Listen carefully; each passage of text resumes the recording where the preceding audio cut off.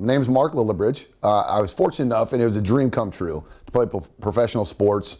I played in the NFL for 5 years, and it was a passion of mine. It's something that I always wanted to do. I knew when I was 5 years old, this is what I was going to do. I was at one point a world-class athlete, and I was one of the strongest guys in the NFL. I was one of the strongest guys that any of my friends or anybody that I knew. And then I got to a low. Real life hit me. I had to transition from being a professional athlete to going to get a job. And even though I was still in professional sports, it isn't the same. I didn't get paid to lift weights anymore. I didn't get paid to work out anymore.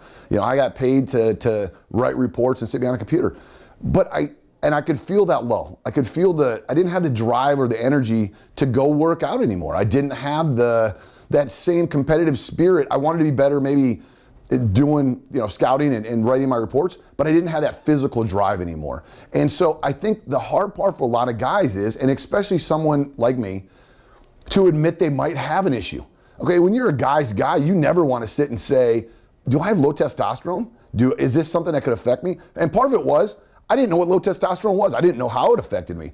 And so it takes a little bit of getting off the couch and saying, okay, I might have an issue, but how do I address it? And how do I not become a joke? Or because guys always joke with each other. We like to mess with each other. And that's not something guys talk about. This isn't something you go talk to your dad about. You don't say, hey dad, do you have low testosterone? Because they dealt with things differently than we do now. And so it was nice to be able to go somewhere and have guys that you can talk to and say, hey, you know what? I think I might have an issue here. Can you talk to me about this? Can I get a treatment? Can we see where we're at? It was amazing for me. And I think that's probably the biggest thing for, if you're watching this, you're going to sit and say, okay, it doesn't bother me. It doesn't affect me.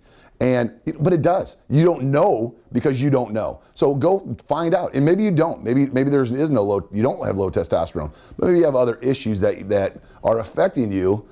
I wouldn't have known because I was too prideful to go check. Well, once I actually took the step, it's been a life changer for me.